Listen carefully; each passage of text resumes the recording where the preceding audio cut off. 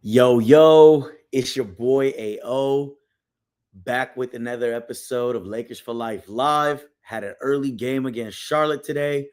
We're going to unpack that. If you're coming from X, get into the chat, drop a follow, sub to the channel on YouTube. If you're on YouTube, make sure to subscribe. Let's get some likes on the video. Make sure you stay tapped in. We're going to be doing these lives throughout the season after these games.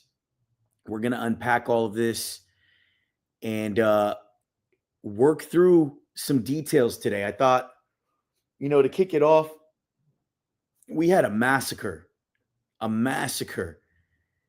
in Atlanta on Saturday where the Lakers just within the first 2 minutes, you could tell they were not engaged. They were not there to play, and Atlanta made them pay. And we said in the last live, this is one game of 82. Good teams have these nights, right? It just happens in the NBA. You're facing an undermanned team. It was a trap game over the weekend, and sure enough, we just let Atlanta control every aspect of the game, and we got absolutely murdered. So we ended that show with how are the Lakers going to respond today against Charlotte, who was also undermanned, no LaMelo Ball, no Brandon Miller. So setting up as another trap game, but nah, I wasn't going to hear it. No 2 trap games in a row. We needed to come out, show command over the game, and get the job done. Get the job absolutely done, right? So we're in this game. It starts, and the Lakers just same defensive woes, right? We're actually scoring today, but the same defensive woes we saw against Atlanta. Charlotte came out hot, 8 threes to start the game. And you're thinking, oh, man, is it going to be one of those nights again? Really no resistance on the defensive end. Letting Charlotte get to the paint and either have a bucket at the rim or a kick out with what we saw from 3. And I was just like, is this the defense we're going to be used to seeing? It didn't have that grit. It didn't have that grind that we've typically saw in these games where we've been undermanned. And granted, Austin Reaves returned to action today, which was great. Groin strains are tricky, and you don't want to play around with that, but he looked good today. He returned to action. We'll unpack him. But again, with that starting lineup in place, the defense was just not there in that first quarter. It was not there in that first quarter. And it brought concern. I mean, you start off giving 40 points. We gave up 40 points in that first quarter. Granted, we dropped 36. The offense, again, on our end was looking good, right? We know that's kind of our pedigree with the personnel we have. But giving up 40 points in a quarter is absolutely wild. Miles Bridges himself came out the game extremely hot. Extremely hot.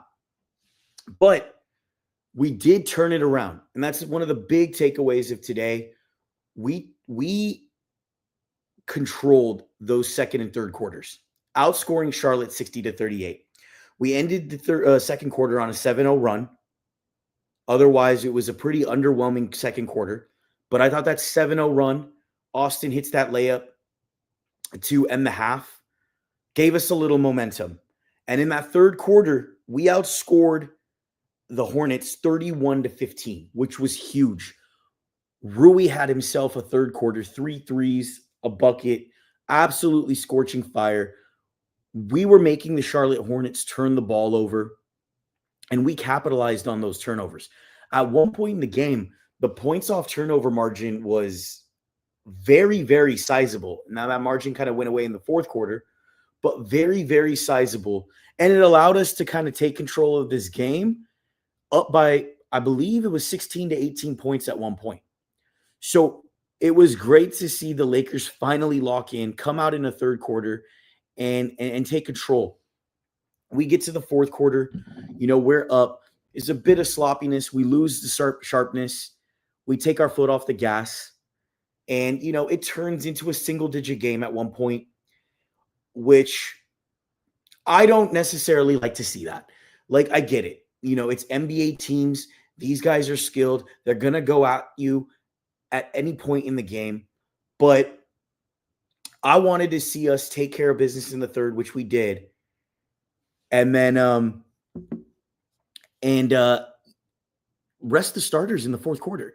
Let's not make this a game. Instead, we allow our starters to play through the whole essential fourth quarter, which leaves a lot to be desired, and we'll unpack. Son, Steph, hello, how you doing? Welcome to the channel, everyone. I appreciate y'all tuning in. We're Lakers for Life Live. Again, give the channel a sub, like the video, drop your comments. Let's actually get some engagement for this live. I want to hear your thoughts as we unpack this game. You tell me what's going on, what's on your mind as we prepare. But let's get into some box score action. Luka Doncic finishes the night, 38 points, 6 rebounds, 7 assists. So big scoring output, 14 for 28 from the field, 5 for 15 from 3, 33%.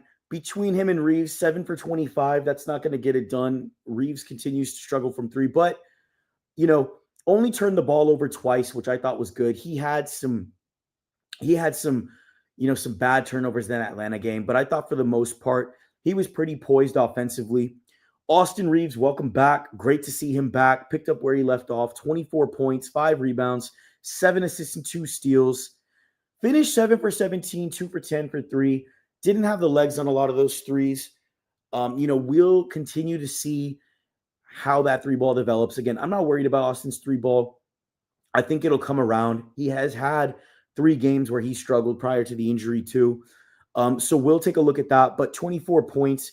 He added some variation. He added some pace to the game, which is what we desperately needed. DeAndre Ayton, kind of a quiet game for him. 14 points on 7 of 10 shooting. The efficiency still remains with DeAndre Ayton. Only 6 rebounds, no block shots. We'll unpack him. I thought there were a lot of strong rolls to the basket where he was wide open and the team just didn't give him the ball. But really where the scoring was picked up was Rui Hachimura. Huge scoring output, 21 points, 9 for 12 from the field, 3 for 3 from 3. And that third quarter, again, was absolutely huge for Rui. He was a big difference maker. He allowed us to blow that game wide open with his shooting. Marcus Smart, 13 points, 7 steals on the night, which was tremendous. He was a big driver into that third quarter as well, setting the tone. 4 for 9 from the field, 3 for 7 from 3, which I thought was good.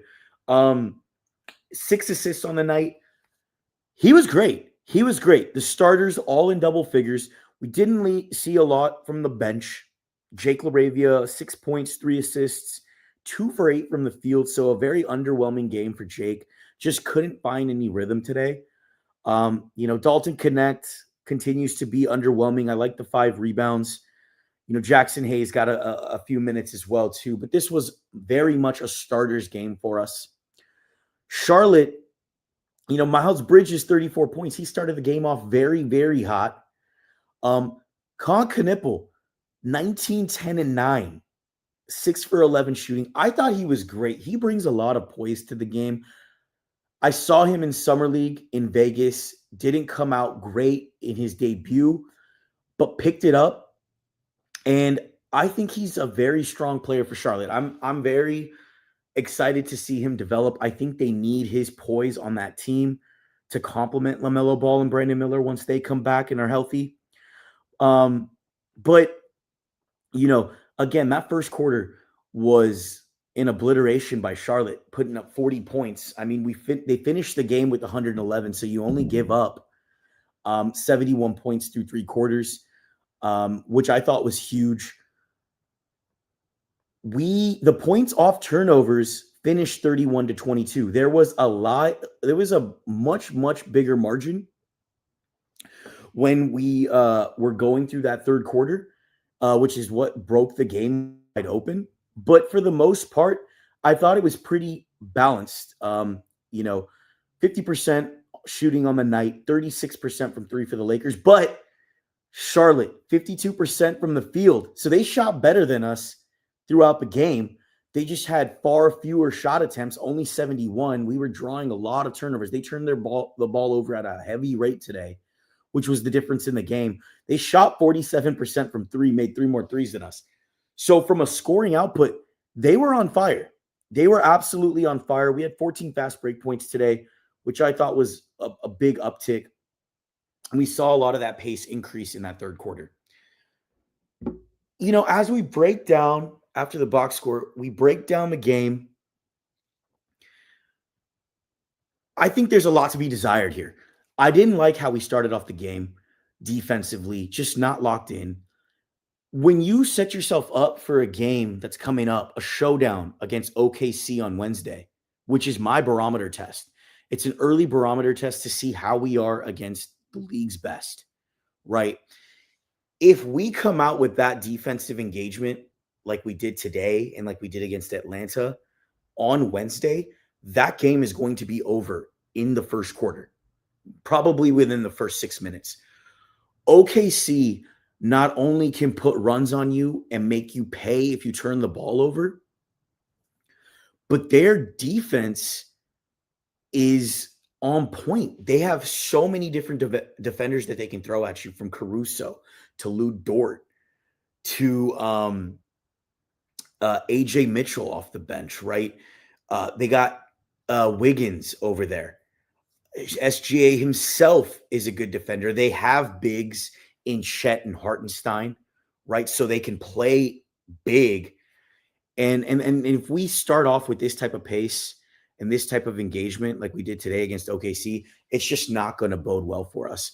And that offensive pedigree that we do have, between Luka, AR, Rui can get hot, DeAndre Ayton, that's great. But OKC has the defenders, like I said, to stop that, to make you get on droughts, to get you out of the actions that you want to get into, right? They're not going to make anything easy for you. There's going to be a lot of pressure, even without J-Dub.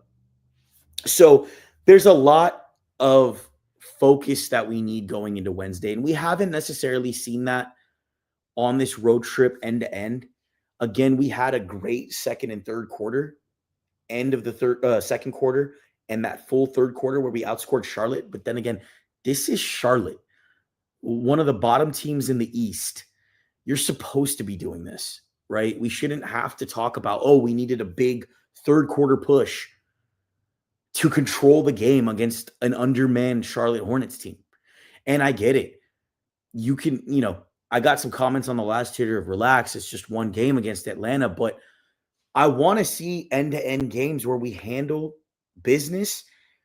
The starters are able to rest, and we're able to prepare mentally, for the OKC game. This got back into single digits at the end of the game, which I did not like. And again, that's probably me being picky, but we go back to the barometer conversation that we have. How are we holding the Lakers? What threshold are we holding the Lakers to, right?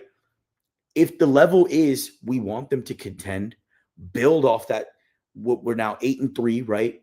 Continue to build good habits to turn ourselves into a contender, right? We still know we know we need moves by the deadline to bring in some players for our, kind of dead roster spots right now. But you want to build good habits. That's what championship teams do. I mean, in 2019, 2020, we go back to that chip year, we were beating the bricks off of teams. We came out hot, guns a-blazing to start that season. And you just knew, okay, this team has something different. And we've seen gritty and resilient games from this team to tell us, okay, there's something here. There's something we can build off of. But you can't regress in the games that you're supposed to just take care of business. And I get it. It's the NBA. These players are skilled. There's going to be no easy nights. But tonight, we were clearly a much, much better team with much better personnel playing. So to take a third quarter push, great. We handled business in the third. Let's handle business end to end. And that'll help you build the habits for when you play these high-stake games against an OKC, against a Denver, against whatever team is at the top of the East, right? These good teams in the NBA. And that's how you continue to build good habits. And I think that's what I'm going to watch for over these next 10 games before Braun comes back is what are those habits we're building? Because when we're not locked in and we're not engaged, our floor sinks to a very, very low level. And that just puts more pressure on having to score the ball, right? We know that's our pedigree. We know Luka, Austin provide, hell for a team in the half court with the variations, right? And then that P&R game with Ayton is kind of the complement to Luka and Austin's game. But you have to have a floor defensively that you bring. We may not be the best defensive team, and I think that's evident from the games we've saw and, it's exposed, but a lot of it has been just in our control. Are we rotating on the ball? Are we stopping the team from getting into the paint and kicking the ball out? If they do kick the ball out, are we rotating, with strong closeouts, ensuring that they're not getting wide open shots, right? That's all engagement. That's all effort. That's all given a bleep. It's compete. And I'd like to see that kind of turn up so that we can get a higher floor that we can stabilize onto, whether it be a 15th defensive rating in the league, right? League average. You want to make sure if your offense is a top 5 offense, championship teams are typically top 10 in both of those categories, right? And granted, we don't have the personnel to be an elite defensive team, but we can definitely have more effort, right? Because this type of play is not going to work against good teams, especially OKC. So I thought that was something to be left to be desired in this game. The sharpness at the end of that fourth quarter was just not there. We took our foot off the gas. The Hornets got back in. They had an 8-0 run. They had we responded back with the 4-0 run. They had a 6-0 run, 2 threes to cut it to single digits. And that's just not what you want, right? We had our starters there until the buzzer sounded. It'd be good in these games, take care of business in the third, and maybe the last 6-7 minutes of the game, they really go into the end of the bench. We're able to play Bronny. We're able to play Connect, Vando, and maybe, stagger a couple starters just to take control of the game. But that did not happen today. So that's where my frustration, I think, lies, is seeing that completeness in a game. And again, building those habits so that you have that floor for those high-stake games. Some interesting plays today, though, that I wanted to just kind of highlight and mention. Luka had himself a dunk where he punched it through. That's always nice to see. Got up. He had another shot from across the court that was, out of this world. It was after, the whistle sounded, but, he definitely showed Austin up on that. Made sure Austin knew, hey, can you beat that? I thought that was a cool play. One thing that kind of stuck out was I thought there were a lot of times where DeAndre Ayton was missed, where he was wide open underneath the basket or had a strong roll. There was a play in the first half, I believe, where Austin just completely missed DeAndre Ayton under the basket. And he typically does not do that.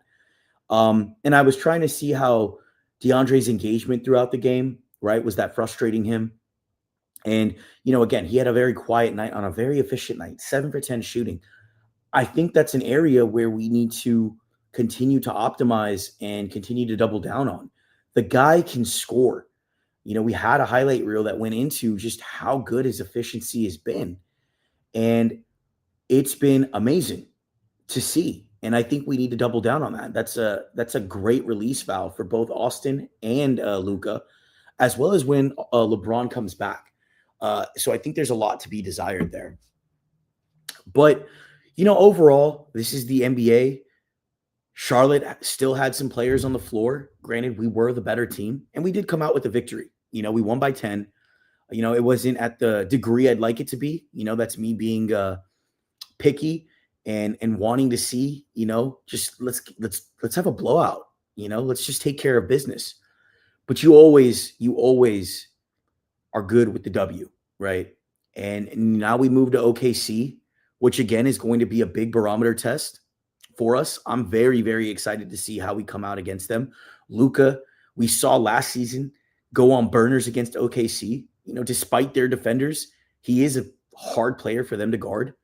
So seeing how he comes out, how engaged he comes out, what I want this to be is us coming out on fire like we came out against Denver last season in Luka's first game against Denver, at Denver, and we just came out engaged. And granted, we don't have LeBron, they don't have J-Dub, but I want to just see us locked in. And if it's a competitive game from start to finish, there's going to be runs. OKC goes on massive runs. We're going to go on our own runs. If we stay competitive throughout the game, that's all you can ask for, and you let the chips fall. But that's what I'm hoping for, is a high compete game and teams going, okay, the Lakers are here. They're a force to be reckoned with. OKC has to make some adjustments. They have to figure out a game plan on how they stop our half-court offense. And the Lakers got to do what they got to do to make it hard for their squad. I mean, again, we go back to OKC. They're a big team. Chet and Hartenstein versus Rui and Ayton, you're already at a disadvantage there because they're not great defensively, meaning Ayton and Rui. And Chet and Hartenstein can score. They can score, and they hustle. Hartenstein is big on the boards, so we need a lot of activity and physicality from Ayton and Rui to kind of keep that at par. We have Smart. I think he's going to take the SGA assignment, and then Luka and Austin will round it out. But the OKC game is going to merit a very collective effort, right? We're going to need Jake LaRavia to have big minutes for us. We're going to need Vando to come in and have bursts where he's making things difficult from SGA. You're never going to stop him. The guy has just mastered the midi and just scoring at will on the best of them. But can you make it tough? Can you get him off his spots? Make him have to think, make him have to pass the ball out, get them out of their primary actions, right? That's what I'm looking forward to seeing. And, we're going to have to play at an A level throughout. It can't just be Luka and Austin with a high scoring output. So, we're 8-3 to start the year. That's huge. I think if you would have talked to me in the offseason and told me, hey, Luka's going to be out for a number of games, Austin's going to be out for an extended amount of time in the first 11, and LeBron's not going to play in any of those 11 games, but you're going to go 8-3, I would have said, no way. That's not what it is. So there's merits to that too, right? I don't want to take away from what we've seen from this team. But now it's, okay, we are 8-3, and the expectations are now going to go up, right? And it comes back to, how high are we going to take our floor? How engaged are we going to be? I need to see that grit, that resilience, getting after it on Wednesday, right? And give us something to build off of. Look, if it's an L, it's an L. Make it a high compete L. And then we finish off the road trip against, I believe it's the Bucks and the Pelicans. So, the Bucks have Giannis, they're doing their thing, but you make up for that bad loss against Charlotte and some if you take that win against OKC. And we saw how we competed against them last year, right? And granted, we had DFS, but we have Smart now, and that was with Hayes. LeBron James was playing, so that's a different dynamic that we're going to be missing. But high compete games, it made me kind of say, hey, we mess around and advance in the playoffs. OKC is someone I'm not necessarily scared of last year. Granted, and I don't want to take anything away from them. They're 10-1 right now. They're the defending champs. They're looking great, even without J-Dub. But I saw some good stuff last year that I hope translates into the game on Wednesday, where I'm going, we have a shot. We just need to get ourselves together and lock in, right? So we do those things. We defend at a high level. We rebound. We get out in transition. That's one thing we didn't really touch on today, is when we're gritty and making the other team turn the ball over and we get out in transition, we're a hard team to guard. That mix up, or that not mix up, but that change up between really having a good half court offense, but being able to get out into transition now that Austin Reaves is back, I think gives a very deadly variation on the offensive side of the ball. It allows you to break the game wide open. And we know OKC is a run and gun team that is going to do their thing. And they're going to apply their own ball pressure. They're going to make things tough. And if you turn the ball over against them, it is going to be a very tough night.